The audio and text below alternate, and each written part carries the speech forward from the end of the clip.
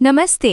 ये रही एक लोमड़ी और भालू की कहानी, जिसमें लोमड़ी ठग है और भालू सीधा साधा, लेकिन अंत में भालू लोमड़ी को सबक सिखाता है। लोमड़ी की चाल और भालू का सबक। घने जंगल में एक चतुर और धूर्त लोमड़ी रहती थी, जिसका नाम था रूबी। वो हमेशा अपनी तेज बुद्धि का इस्तेमाल दूसरों को ठगने और अपना काम निकालने में करती थी। उसी जंगल में एक विशाल और सीधा साधा भालू रहता था, जिसका नाम था भोला। भोला बहुत मेहनती था, लेकिन दूसरों पर आसानी से भरोसा कर लेता था। एक दिन रूबी ने भोला को कड़ी मेहनत से शहद इकट्ठा करते देखा। रूबी के मन में लालच आ गया। नमस्ते प्यारे भोला, रूबी ने मीठी आवाज में कहा। तुम इतनी मेहनत क्यों कर रहे हो? मैं तुम्हें इससे आसान तरीका बता सकती हूँ। भोला ने मासूमियत से पूछा, कैसा तरीका रूबी बहन? रूबी ने आंखों में चमक लाकर कहा, देखो, हम दोनों मिलकर एक विशेष खेत बनाते हैं। हम उसमें फसल बोएंगे। जब फसल तैयार होगी तो तुम उसका ऊपर का हिस्सा ले लेना और मैं जमीन के नीचे का हिस्सा ले लूंगी। कैसी रही? भोला ने सोचा, रूबी इतनी प्यारी लग रही है और मेहनत भी कम लगेगी। उसने तुरंत हाँ कह दिया। लोमड़ी ने जानबूझकर मूली और गाजर बोने का सुझाव दिया। भोला ने खूब मेहनत करके खेत जोता और बीज बोए।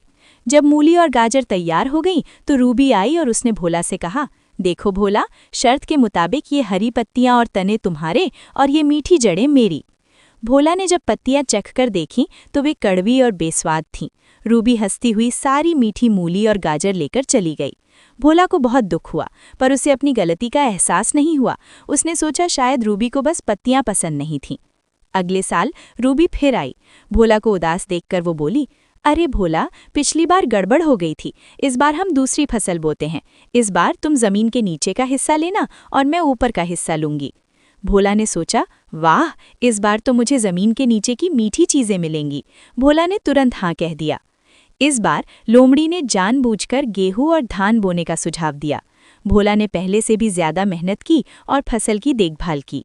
जब फसल सुनहरी हो गई तो रूबी आई और बोली, याद है भोला, इस बार जमीन के नीचे का हिस्सा तुम्हारा और ऊपर का यानी ये बालियां मेरी।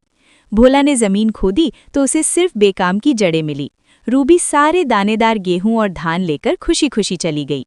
इस बार भोला को गुस्सा आ गया और उसे पक्का यकीन हो गया कि रूबी ने उसे जानबूझकर 2 बार ठगा है। भोला विशाल जरूर था, पर अब उसकी भोली भाली आंखें गुस्से से लाल हो गईं। शहद का पलटवार। कुछ दिनों बाद रूबी भोला के पास पहुंची। उसे लगा कि भोला अब भी बेवकूफ होगा। प्यारे भोला, रूबी ने मक्खन लगाते हुए कहा, मैंने सुना है तुमने एक बड़ा सा शहद का भंडार बना लिया है। क्या तुम मुझे थोड़ी सी पार्टी दोगे? भोला मुस्कुराया और कहा, जरूर रूबी बहन, मैंने एक खास प्रकार का शहद इकट्ठा किया है जो दुनिया में सबसे मीठा है। वो एक बहुत गहरे पेड़ के खोखले तने में रखा है। मैं तुम्हें वहां ले चलता हूँ। लोमड़ी खुशी से झूम उठी और भोला के पीछे चल पड़ी। भोला लोमड़ी को एक बहुत ही गहरे, संकरे और खोखले पेड़ के तने तक ले गया। वो अंदर झुका और कहा, शहद नीचे है रूबी बहन, तुम्हें थोड़ा अंदर तक जाना होगा। रूबी, जो सिर्फ शहद देख रही थी, बिना सोचे समझे अंदर घुस गई।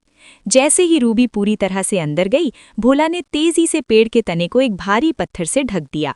रूबी चिल्लाई, भोला, ये क्या कर रहे हो? मुझे बाहर निकालो। भोला ने शांत लेकिन